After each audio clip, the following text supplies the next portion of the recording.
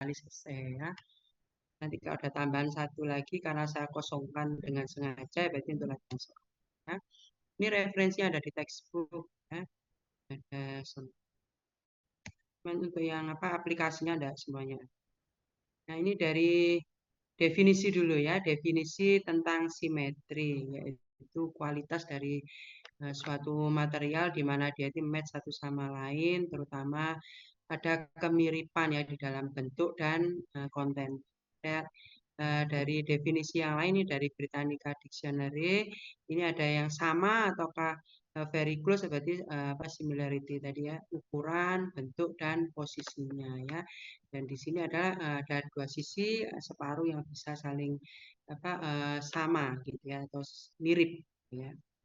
Oke, jadi ini contoh konkretnya untuk simetri di alam. Jadi kucing ini dia punya simetri ya. Jadi ini kalau dibelah begini kanan dan kiri sama. Jadi half ini two side of half jadi ya, separuh ini sama. Apanya sama? Bentuknya sama, kemudian ukurannya sama, kemudian posisinya sama. Terus kemudian ini ada kata-kata posisi ya. Posisi mungkin posisi sebagai pencerminan sama. Terus kemudian kontennya sama.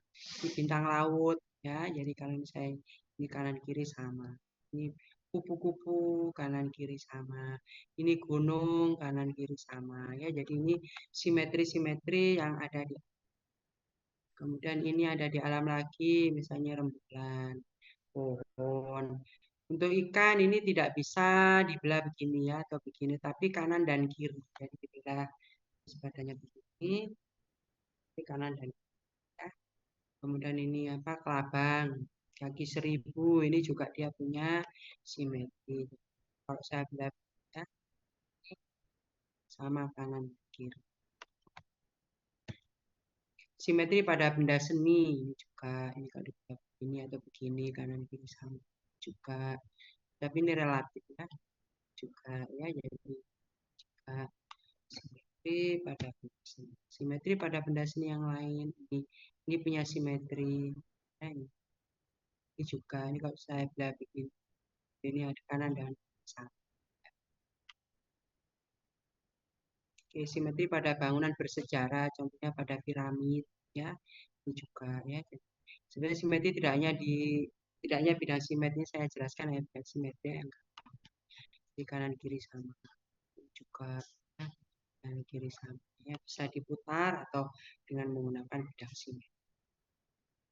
Ini kegunaannya banyak ya untuk simetri pada kimia, bisa untuk memprediksikan kiralitasnya sehingga senyawa itu bersifat optik aktif, bisa untuk memprediksikan spektra inframerah, untuk menginterpretasikan spektra elektronik, terus menggambarkan tipe-tipe orbital pada ikatan, untuk mempelajari sejumlah sifat-sifat molekuler yang saya temukan di yang dua ini ya, yang pertama dan yang kedua.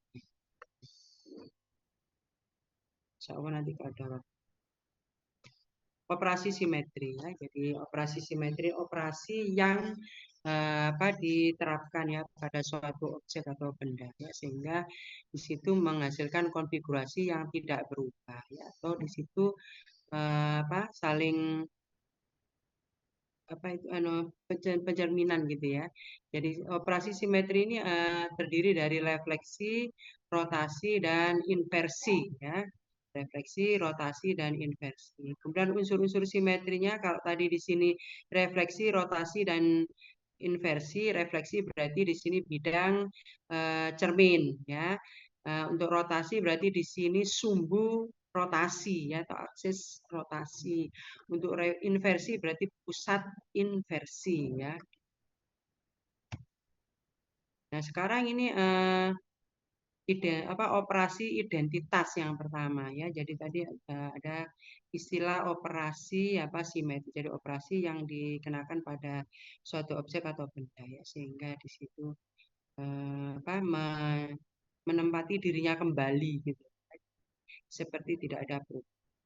Di sini operasi identitas yang menyebabkan tidak ada perubahan molekul ya. Jadi tidak ada perubahan molekul. Jadi ini berlaku untuk setiap molekul. Jadi berlaku untuk setiap molekul. Jadi walaupun dia tidak memiliki simetri yang lain, otomatis semuanya itu memiliki operasi identitas. Jadi semua molekul memiliki operasi identitas atau memiliki operasi E gitu ya.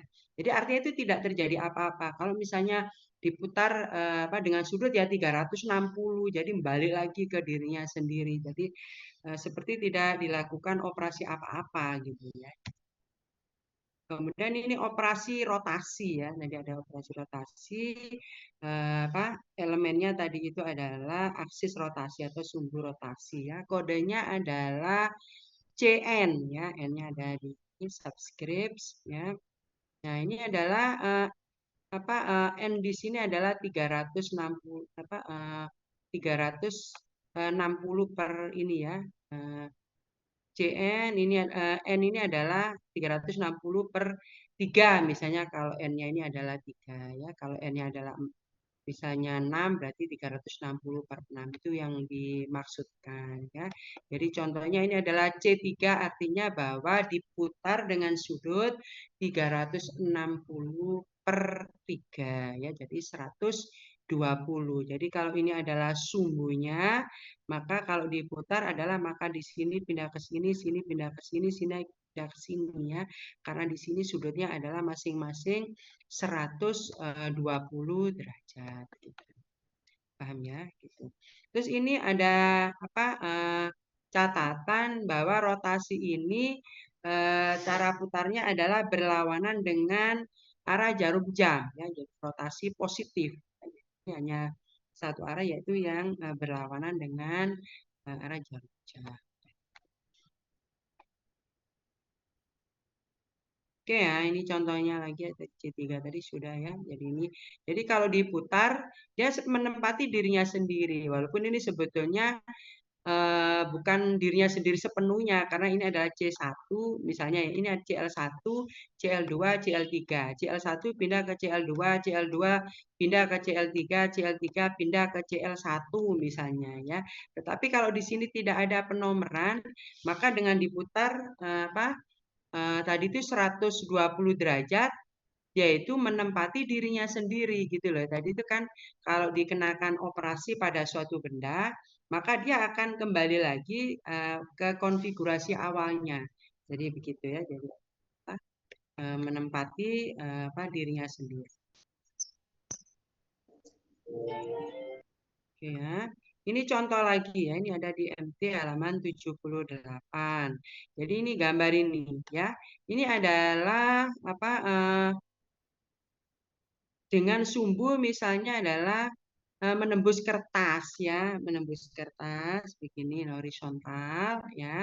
Nah, jadi ini C6 berarti kan tadi 360 ya dibagi 6 berarti kan 60. Jadi dia diputar 60 derajat ya dengan sumbunya itu menembus kertas pas di tengah-tengahnya. Ya, kalau di sini C3 berarti diputar dengan sudut 360 dibagi 3 ya, berarti diputar 120 derajat. Kalau di sini C2 maka di sini 360 dibagi 2 berarti 180 derajat. Ya, jadi di sini ini benda ini memiliki operasi simetri rotasi dengan kode C6, C3, C2. Artinya bahwa kalau dia itu diputar pada sumbu rotasi dengan sudut ini 60 derajat, dia akan menempati dirinya sendiri. Atau kalau dia diputar berapa ini 120 derajat, dia menempati dirinya sendiri. Terus kemudian kalau dia diputar dengan ini sudut 180 derajat dia menempati dirinya sendiri. Jangan lupa untuk setiap benda itu ada kode E. E berarti dia sebutnya tidak operasi identitas tadi itu ya. Jadi dia otomatis punya itu. Jadi seperti tidak dikenai operasi apa-apa. Walaupun dia tidak memiliki operasi simetri, dia tetap harus dikasih kode E. Jadi kalau dia dengan rotasi tidak cocok, kalau dengan bidang apa simetri tidak cocok, dengan inversi tidak cocok, maka kodenya hanya E ya gitu. Nah, ini sekarang kalau sumbu rotasinya itu adalah di sini ya. Kalau sumbu rotasinya ada di sini C2, ini C2 ya. Ini berarti diputar berapa? Kan 360 per 2 Rek ya. Berarti kan 180 kan begitu. Berarti di sini akan jadi apa? Depan jadi belakang. Artinya bahwa depan ini sama dengan belakang. Karena itu di sini ada C2 dengan sumbu di sini. Kalau misalnya belakang tidak sama dengan depan, ini tidak punya dia C2. Ya, ini juga. Jadi ini ada C2 aksen-aksen. Kenapa ya? Karena aksen-aksen karena di sini ini kan C ya. Jadi ini ada C aksen, ini C aksen-aksen ya. Gitu. Ini adalah jenis yang ketiga.